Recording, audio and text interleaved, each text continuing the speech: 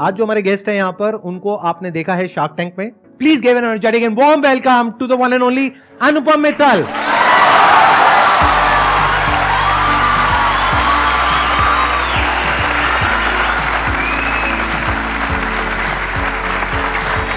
आइए. संदीप भाई, ऐसा नहीं हो सकता है कि मैं रोज सुबह जब बिस्तर से निकलूं तो ऐसा मेरा स्वागत हो. बिल्कुल हो सकता है सर. आपका घर का एड्रेस दे देते हैं, इन सबको ये सारे पहुंच जाएंगे. इससे पहले कि ऑडियंस आपसे कुछ क्वेश्चंस पूछे, मेरे माइंड में एक क्वेश्चन है जो मेरे से पूछा जाता है यहाँ पर सेशन में. वो क्या है कि हम बिजनेस तो करना चाहते हैं, अपना कुछ करना चाहते हैं, लेकिन अंदर डर लगता है. ये बहुत अच्छा सवाल है. बिकॉज फियर जो चीज़ होती है, कई बार हमें ऐसा लगता है कि मुझ में कोई खामी है इसलिए मुझे डर लगता है. बाकी लोगों को देखो, क्या क्या बना लिया. मैं क्यों नहीं कर पाता हूँ, कर पाती हूँ. मुझ में ही कोई कमी है. But that is not true. You are programmed. Nature ने आपको बायोलॉजिकली बनाया है that you will fear the unknown. डर किस बात का है ये बताइए मुझे. फेलियर का डर है?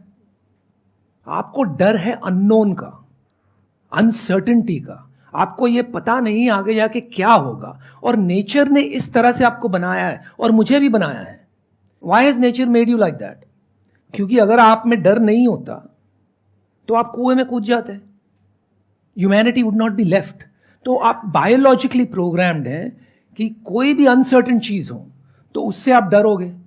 That is the fear. तो जो लोग कर लेते हैं, ऐसा नहीं है कि उसमें डर नहीं है, उनमें भी डर है, लेकिन डर के बावजूद वो आगे बढ़ते हैं. तो डर के आगे क्या है? नहीं, डर के आगे और डर है. आपको ये देखना है कि ये नहीं सोचना है कि डर को मैं कैसे अलग कर दूं अपने से. यू हैव टू थिंक कि मैं डर को अपना कैसे लूं. और मैं आपको एक तरीका समझाता हूं हाउ टू गेट स्टार्टेड. जैसे आपको डर लग रहा है, आपको कुछ शुरू करना है. एक एग्जाम्पल लेते हैं which will put fear in anyone. अगर आप ये सोचें कि आपको रॉकेट बनानी है जो अंतरिक्ष में चली जाए, तो डर के मारे आप एक कदम नहीं ले पाओगे. सच अ बिग अंडरटेकिंग. दुनिया में बहुत कम लोगों ने किया है, और जिसने भी किया है बहुत सारे पैसे इकट्ठे करके किया है. How do you get started? If you start thinking about all these things, आप कभी एक कदम भी नहीं ले पाओगे. लेकिन आप सिर्फ इतना सोचो कि मुझे रॉकेट लॉन्च करने के लिए I need to know the fundamentals of physics. तो आप सिर्फ एक हफ्ते के बारे में सोचो. एक हफ्ते में, और बाकी सब भूल जाओ. एक हफ्ते में मुझे फंडामेंटल्स ऑफ फिजिक्स सीखना है. You take that first step. उसके बाद आप ये डिटर्मिन करो कि in the next month I want to understand the basics of a rocket. तो once you break down the steps, तो वो आपके माइंड को अनसर्टन कम लगता है. आपका जो बायोलॉजिकली इंस्टिंक्ट है कि इसको मत करो, वो चेंज हो जाता है. Because the mind no longer is thinking it is uncertain and it is fearful. हाँ, इसको तो मैं समझ सकता हूँ, एक हफ्ते का काम है, कर लूंगा. ऐसे ऐसे करके जब आप एक एक स्टेप लेते हैं ना, suddenly you will find your 10-20% of the way there, and then the mind starts accepting that uncertainty. तो I think that is the key. Doing is the new thinking. तो आप कीजिए, कदम लीजिए. That's how you conquer fear. मैं अपनी भी journey को देखता हूं तो मैं इससे रिलेट कर पा रहा हूं. आई एम श्योर जो भी लोग जिन्होंने भी एक ग्राउंड लेवल से या बहुत छोटे लेवल से कुछ भी बड़ा बिल्ड किया है, उन्होंने कुछ ऐसा ही किया होगा. जैसे जब मैंने शुरू किया तो I started as a model. हाँ जी. उसमें मैं फेल हो गया, लेकिन मॉडलिंग में मैंने क्या देखा कि जो फोटोग्राफी है उसमें मुझे बहुत इंटरेस्ट आया. तो मैंने फोटोग्राफी का एक छोटा सा 2 हफ्ते का कोर्स कर लिया. तो जैसे ही वो किया तो मेरे अंदर कॉन्फिडेंस आ गया. बिल्कुल. कि अब मुझे कुछ तो पता है ना थियोरेटिकली. फिर मैंने फोटोग्राफी करनी शुरू करी. गली के कुत्तों को भी नहीं छोड़ा, वो बात अलग है, लेकिन किसी को नहीं छोड़ा. आसपास में पकड़ के फ्री में ही फोटो खींची. अब मैं ये सोचता कि कोई मुझे पैसे देगा तब मैं फोटो खींचूंगा. तो फिर अटक जाता. तो मैं फोटो खींचता रहा. तो धीरे धीरे करते करते one step at a time आगे से आगे रास्ते निकलते चले गए. तो आप में कोई कमी नहीं है. मैं सिर्फ, आप जरा टेक्निकली सोचिए. You are just overriding your biological natural makeup by taking this approach. हम क्या करते हैं जिंदगी में? हम ये सोचते हैं कि मेरा जीवन संघर्ष है, और अगर ये एक काम हो जाए, ये नौकरी मिल जाए, ये छोकरी मिल जाए, ये बिजनेस स्टार्ट कर लूं, तो जिंदगी कमाल है. I hate to disappoint you, but जीवन हमेशा ही संघर्ष है। आपको ये बेनिफिट है आज की तारीख में, हमें तो वो बेनिफिट नहीं थी। हमारे टाइम पे हम ये नहीं सोचते थे कि हमें क्यों कुछ करना है, हम ये सोचते थे यार क्या अपॉर्चुनिटी है, क्या मिल जाए कुछ कर लें। Today you are fortunate to have the opportunity to think and be deliberate कि क्या करना है, तो उसको आप डिलिबरेटली चूज करें कि मुझे क्या करना है, क्योंकि संघर्ष तो रहेगा ही, बट यू कैन चूज कि कौन सा संघर्ष करना है। अगर आप बिजनेस करोगे तो संघर्ष ये रहेगा कि भाई बिल्स कैसे चुकाएं, एम्प्लॉयज की सैलरीज कैसे दें। आप जॉब करोगे तो मैनेजर को इम्प्रेस करने का संघर्ष। आप शादी करोगे तो एक दूसरे में बनी रहे बात, उसका संघर्ष। संघर्ष रहेगा, लेकिन अगर आप संघर्ष को अपना लो तो वो थोड़ा जॉयफुल बन जाता है, तो वो थोड़ा ईजी हो जाता है, right. And you get to choose your struggle, that is the power of life, not that you get to override struggle. If you look at a very small child, वो भी हर चीज में संघर्ष करता है। वो चलने में संघर्ष करता है, थोड़ा बड़ा होता है बोलने में संघर्ष करता है, फिर खिलौने खेलने में संघर्ष करता है, लेकिन वो उसमें मजाक देखता है, उसमें he is enjoying himself, he is enjoying the process of the struggle, और साथ साथ में वो सीख रहा है और आगे बढ़ रहा है। अगर वो संघर्ष को ना अपनाए और वो फ्रस्ट्रेट होने लगे तो वो कभी चल नहीं पाएगा। नहीं सर, उसके पीछे एक और भी रीजन है ना, अभी फ्रस्ट्रेशन नाम का कॉन्सेप्ट ही उसके माइंड में नहीं है, क्योंकि अभी लोगों ने उसको ये बताया ही नहीं है कि चलना सीखना कितना मुश्किल होता है। तो उसके माइंड में कॉन्सेप्ट नहीं है। अगर कोई प्लांट कर दे उस बच्चे के माइंड में, अरे चलना तो बहुत मुश्किल है, तेरे बस का नहीं है, तो हो सकता है वो बैठ ही जाएगा। तो बिल्कुल सही बात, exactly the point I am trying to make, कि जो पेन आप एक्सपीरियंस करते हैं ना, जिसको स्ट्रगल हम बोलते हैं, वो कंडीशनिंग है। अगर वो कंडीशनिंग ले जाए कोई, अगर आप if you can override that, तब आप कोई जब नया कुछ करते हो ना, then you will see it as a game. बच्चा गेम की तरह देखता है उसको, तभी वो स्ट्रगल नहीं करता, मैं करता है स्ट्रगल, हाँ, बट उसको मेंटल एगनी नहीं होती है, राइट। तो कंडीशनिंग के कारण कि आपको आना चाहिए, ये क्यों नहीं आता है, तब आपको लगता है अरे मुझ में कुछ कमी है। अगर उसको आप गिव अप कर दें और बच्चे की तरह एक गेम खेलें, then life is bliss even through your struggles.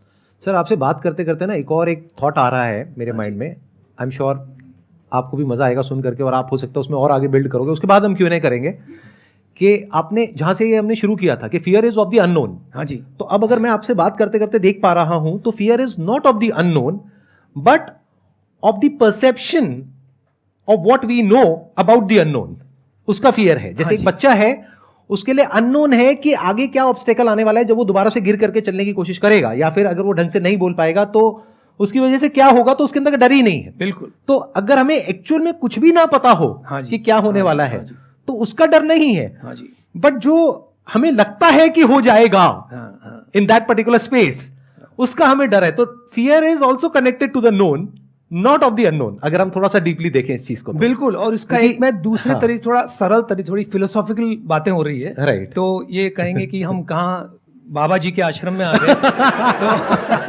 तो इसको मैं थोड़ा एक अलग तरीके से कहता हूं। अगर आपको अपना मुकद्दर का सिकंदर बनना है, मुकद्दर आपके कंट्रोल में लाना है, तो 3 चीज है, और इजी कर देता हूं, तीनों एम से है, मुकद्दर को भी एम से ही है, ठीक है। मासूमियत, मेहनत और मकसद। और ये बात आ गई मासूमियत, जो आप बात कह रहे थे। राइट। जब मासूमियत होती है ना, तब पता ही नहीं रहता है भाई इसमें क्या, तब शुरू हो जाओ। हाँ, कि मासूमियत है। If you are totally ignorant, if you are naive and hungry, हाँ, right. जब मेहनत और मकसद है और भूख है, हाँ, और आप नाइव हो, तो आपको डर नहीं है, क्योंकि वहां पे क्यूरोसिटी है। बिल्कुल बिल्कुल, वहीं पे क्यूरोसिटी की जगह है ना। अगर पहले से पता है तो क्यूरोसिटी नहीं है। तो लोगों के साथ प्रॉब्लम क्या होती है कि वो पहले ही अज्यूम कर लेते हैं कि बिजनेस करना मुश्किल है बिकॉज ऑफ दीज रीजंस। हो सकता है वो आसान हो, एक बार उनको समझ आ जाए तो, बट वो समझने की कोशिश ही नहीं करते बिकॉज ऑफ द नोन, जो उनके दिमाग में कॉन्सेप्ट्स बैठे हुए हैं। तो if they can be free from the preconceived notions, ideas, beliefs, concepts, जो भी हम लोगों के माइंड में भरे गए हैं बचपन से, या जो भी हमने देखा है उसके बेस पे भर गया है, अगर हम उसको क्वेश्चन कर सकें, उससे फ्री हो जाएं और फिर fearlessly one step at a time ले सकें, तो आई एम श्योर इस फियर को ओवरकम किया जा सकता है। मैं ये पूछना चाहता हूँ sir, how much power do you feel being an entrepreneur और businessman as comparison to a civil servant? मैं तो सिविल सर्वेंट कभी रहा ही नहीं भाई, मेरे को क्या पता। नहीं sir, how much power do you feel being an entrepreneur? अगर मैं सही सोच रहा हूँ तो आप शायद यूपीएससी की तैयारी करने के बारे में सोच रहे हो या कर रहे हो? I am in management right now अभी मैं, बट पेरेंट्स प्रेशर की वजह से सोच रहा था यूपीएससी के लिए। हाँ, वही कह रहा हूँ, सोच रहे हो ना। देखिए यार, ये अच्छा सवाल है।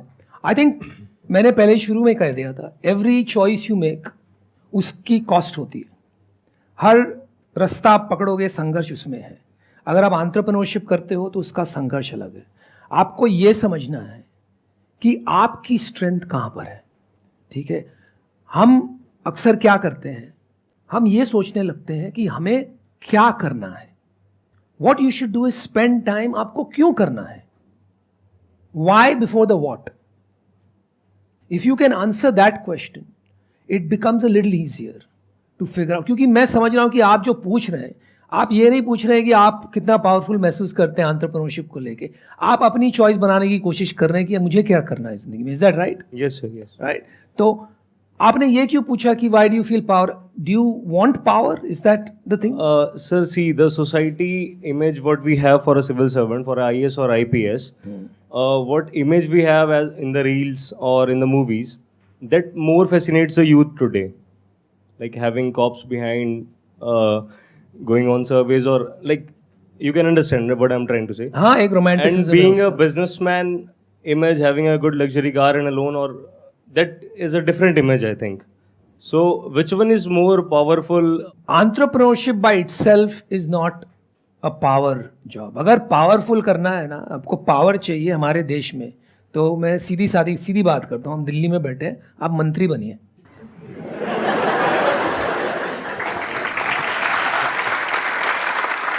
उसका प्रॉब्लम क्या है कि कोई एंट्रेंस नहीं है, नहीं तो ये वो भी बन जाते हैं।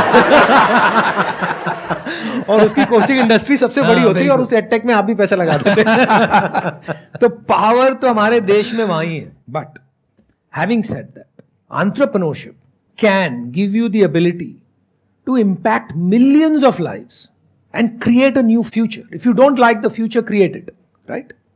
Entrepreneurship can give you that ability. जैसे आज अव्वल नंबर में दुनिया का एंटरप्रेन्योर माना जाता है इलॉन मस्क। 4, 5, 7, 8 कितनी कंपनी साथ में चलाते हैं पता नहीं, but he sending people to Mars and so on. तो आप सोचिए क्या लेवल का इम्पैक्ट वो बना रहे हैं फॉर ह्यूमैनिटी। लेकिन वो लेवल पे पहुंचने के लिए बहुत पापड़ बेलने पड़ेंगे यार। अगर आप क्रिएटिव पावर की बात करोगे तो आई एम नॉट श्योर कि if you are there in a particular hierarchy जहां पर के पूरा पहले से प्री डिफाइंड है आपका जो रोल है कि ये आपको करना है और इसी को आपको एग्जीक्यूट करना है, तो you don't have the absolute power to create, you have relative power, क्योंकि ऊपर से जो आ रहा है उसी दायरे में आपको काम करना है। If you are a government servant, आप अपनी तरफ से जाकर के कुछ और नहीं क्रिएट कर सकते। जो ऊपर से इंस्ट्रक्शंस आ रहा है, जो प्रोटोकॉल है, जो एक फ्रेमवर्क है, उसके अंदर आपको काम करना है। बट अगर इलॉन मस्क की बात करी जाए तो एक एंटरप्रेन्योर के पास में क्रिएटिव पावर है कि वो कुछ भी क्रिएट एक्चुअल में कर सकता है और पूरा का पूरा एक स्ट्रक्चर बना सकता है जिस स्ट्रक्चर के अंदर लोगों के पास में पावर होगी, but that's going to be relative power. तो अगर आप उस एंगल से देखो from the standpoint of creative power कि आप कुछ भी क्रिएट कर सकते हो, तो then entrepreneurship is the answer. But if you want power जिससे कि लोग डरें, क्योंकि उसी स्टैंड पॉइंट से आप पूछ रहे हो कि जब मैं चल रहा हूं आसपास में 4-5 पुलिस वाले हैं और हैं, क्यों चाहिए आपको 4-5 पुलिस वाले अपने साथ में? This is the image of high value man society has made in our country. तो आपको उसको क्वेश्चन करना होगा, सोसाइटी को क्वेश्चन करो, उस इमेज को क्वेश्चन करो, जो अपने थॉट्स हैं उसको क्वेश्चन करो, अपने आप से पूछो आपके लिए पावर का मतलब क्या है। कौन ज्यादा पावरफुल है अपने देश में, मोदी जी की मुकेश अंबानी?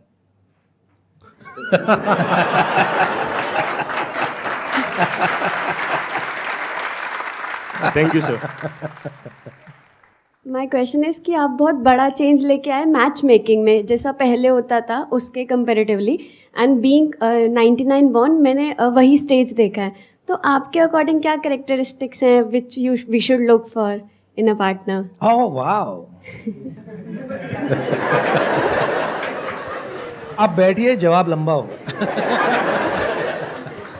देखिए, मैं आपको शादी की एक प्रिंसिपल समझाता हूँ, पहले एक कॉन्सेप्ट समझाता हूँ। बहुत मिसअंडरस्टूड है। देखिए, वेस्ट में शादी कैसे होती है, it is not a when question. West में शादी इज एन इफ क्वेश्चन।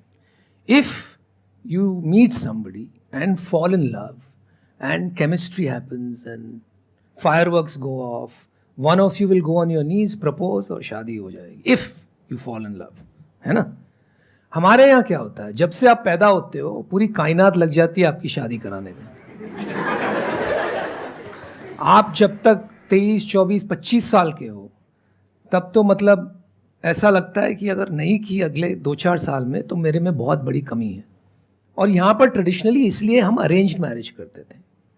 अब क्या हो गया ना, arrange marriage is given way to planned marriage. Planned marriage क्या होता है कि आप और आपके पेरेंट्स डिसाइड करते हैं कि अभी वो एज आ गई है, अगले 1-2 साल में फाइंड अ लाइफ पार्टनर। आप बिना अपने पेरेंट्स की मर्जी के साथ नहीं करना चाहते हैं, they don't want to choose somebody you don't like, right? तो आप साथ में डिसाइड करते हैं, साथ में डिसीजन लेते हैं। So I think this is a very interesting opportunity when you reach a certain stage and when you ask that age and your mind is not when you fall in love, the mind is very clouded by hormones, to use a friendly word. आपको ये नहीं समझ में आता है कि आपको प्यार तो हो गया है, but whether this person will be a good life partner or no, it's not very clear because your judgment is completely clouded. You make decision based on how you feel. ऐसा लगता है कि यार इसके साथ में रहते हैं तो कोई सारी वरी नहीं है, it's basically just hormones. मैं उससे ज़्यादा नहीं कहूँगा, right? But in reality, the best life partner is your best friend. The most important thing in a marriage is friendship and respect. Not the kind of love we look at Bollywood films. और हम देखते हैं कि अरे 2 लोग मिल रहे हैं, गाना गा रहे हैं, साथ में एक दूसरे से मोहब्बत कर रहे हैं, इसी को प्यार कहते हैं। बट वो टाइप का प्यार लास्ट नहीं करता है जब तक फ्रेंडशिप और रिस्पेक्ट नहीं हो एक दूसरे के लिए। So I think that's what people should look for. But बहुत मुश्किल है, कहना आसान है। आपको क्या लगता है? आई एग्री, बिल्कुल मेरे को यही लगता है जो आप कह रहे हैं, because I am with my wife since I think when I was in 11th standard we are together, and I understand what you are saying, it makes complete sense. आप एक बात ध्यान में रखना, शादी उससे करो जिससे आप बातें बहुत सारी कर सकते हो। क्यों? क्योंकि शादी के 8-10 साल बाद आप सिर्फ बातें ही करो।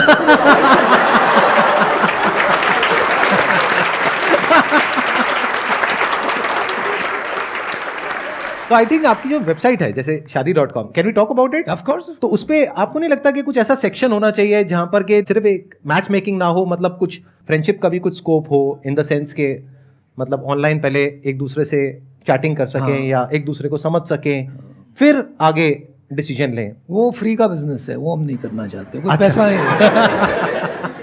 वो तो ऐसे भी होता ही रहता है। हाँ, बहुत ट्राई की हमने, कोई जनता पैसा ही नहीं देती उसका। अच्छा, हाँ, वो तो अपने आप व्हाट्सएप में, ग्रुप्स में, फेसबुक पे, इंस्टा पे करते ही हैं। और बताइए, और कौन है जो कुछ पूछना चाहते हैं, चाहती हैं? अब शादी को हटा देते हैं टॉपिक को, एंटरप्रेन्योरशिप पे वापस आते हैं। आपको मौका मिला है इतना बड़ा, आप सोच के देखो, आपके सामने एक लाइव शार्क है, अगर आप चाहें तो अपना आइडिया पिच कर सकते हैं और इनसे हाथ की हाथ अभी चेक भी ले सकते हैं, नहीं तो कमिटमेंट ले सकते हैं। तो कोई है जिसके पास में कोई कमाल का बिजनेस आइडिया है और वो अभी शॉर्ट में फटाफट से इनको बताना चाहते हैं, पिच करना चाहते हैं? संदीप भाई, आपने कहा था कि यहाँ आओगे तो पैसे तो नहीं देंगे आपको आने के, लेकिन आपने ये नहीं कहा कि पैसे लगवाएंगे। नहीं सर, कमा के देंगे आपको, 1 का 100 करेंगे। हाँ जी, बताइए। मैं अपना खुद का प्रोडक्शन हाउस रन करता हूँ, रजा प्रोडक्शन इंडिया। बेसिकली मैं शॉर्ट फिल्म, वेब सीरीज़ और फिल्में बनाता हूँ। और अभी फ़िलहाल में मैंने एक इंडिया की पहली म्यूटेड और शॉर्ट वेब सीरीज़ बनाई है जिसका नाम है दिल्ली डायरी चैप्टर 1। तो फ्रेंकली ये थोड़ा सा प्रमोशन हो गया मेरा।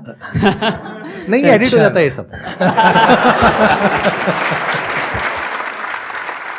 मेरे पे बहुत सारे आइडियाज़ है और मैंने बहुत जगह पे पिच किया, कुछ स्पॉन्सर्स मिले, कुछ फाइनेंसर्स मिले, बट कुछ जगह पे नहीं मिल पा रहे हैं। कुछ ऐसे आइडियाज़ है जिसको कोई पिच नहीं करना चाहता। जैसे मैं कुछ आइडिया है जो कुछ काला सच है जो मैं लोगों को दिखाना चाहता हूँ, बट मैं थिएटर पे नहीं दिखा सकता बिकॉज ऑफ सेंसर बोर्ड, वो कट कर देते हैं। OTT इज द प्लेटफॉर्म जहाँ पे मैं वो चीज़ें डाल सकता हूँ। सही है। तो मुझे उसके लिए कुछ फाइनेंसर्स चाहिए, मेरे पास कुछ अच्छे आइडियाज़ है। अगर आपको आइडिया अच्छा लगे तो आप कर सकते हो सर फाइनेंस। और भी कई आइडियाज़ है सर। यार मैंने राइटर हूँ, मैंने पिक्चरें बनाई है, टीवी शो बनाए हैं, म्यूजिक एल्बम्स प्रोड्यूस किए हैं, हर बार मैंने पैसे लुटाए हैं। सर एक बार और भाई एक बार और में तो नंगे हो जाएंगे। लेकिन मैं आपको एक बात कहता हूँ, इसमें एक बहुत बड़ी इंटरेस्टिंग सीख है। ये देखिए, आपने जो चुना है, जो रास्ता चुना है, अभी मुझे ये नहीं पता कहाँ पहुँचेगा। आपकी उम्र क्या है? Sir I am 27। तो आपने ये चॉइस किया है, you are already in the top 10% of the people in the world. Right sir. पूछिए क्यों? Why sir? राइट बोल दिया बिना पूछे क्यों? नहीं, आई नो, मैंने एक्चुअली सही डिसीजन। इसलिए क्योंकि you got to choose what you want to do, really right? 90% of the people in the world don't get to choose what they want to do. तो आपने वो चॉइस एक्सरसाइज की है, वो ही अपने आप में बहुत बड़ी बात है। Thank you so much. लेकिन जैसे कि मैंने शुरू में कहा, आपने अपना साथ में वो चॉइस की अपना संघर्ष भी चुन लिया। आपका संघर्ष ये है कि आपकी बिजनेस और इंडस्ट्री ऐसी है कि इतने क्रिएटिव लोग हैं, इतनी आइडियाज है फॉर मूवी शोज, कि ऊपर तक पहुंचना बहुत लंबा है और मुश्किल है। कभी कहीं बैठे बैठे कोई मिल गया और उसको आइडिया चमक गई तो कुछ भी हो सकता है, और ना हो तो 10 साल तक कुछ नहीं हो सकता है। ये आपने अपना संघर्ष चुना है, ये संघर्ष को आपको अपनाना है और लगे रहना है जब तक है जान। डेफिनेटली। हम कई बार क्या करते हैं, हम आइदर और में फंसे रहते हैं। हम ये सोचते हैं कि जब मेरे पास में कोई इन्वेस्टर आएगा, चाहे वो ये हो चाहे कोई और हो, एक बार पैसा आएगा तब मैं ये करूंगा। और इस चक्कर में बहुत लोग हैं जो अपने बहुत साल बर्बाद कर देते हैं, इनफैक्ट अपनी पूरी जिंदगी बर्बाद कर देते हैं। तो better option is don't choose either और, कि इन्वेस्टर या फिर self funded. Do both the things at the same time, कि आप इन्वेस्टर भी ढूंढते रहो, कोई मिल गया तो बहुत बढ़िया है, नहीं मिला तो एटलीस्ट अपने बेस पर, आज की डेट में मोबाइल है आपके पास में, उस पर आप कुछ भी शूट कर सकते हो, कुछ भी अपलोड कर सकते हो, शॉर्ट बना सकते हो, लॉन्ग फॉर्म कंटेंट बना सकते हो, और अगर कंटेंट में दम होगा तो जनता के पास में ताकत है, वो फैल जाएगा। क्या बात है। Thank you so much sir यहाँ पर Thank आने के you, लिए। यार, इट बड़ा वाज मजा आया। प्लेजर मीटिंग यू, बड़ा प्लेजर मजा आया। Talking to you. बड़ा मजा आया।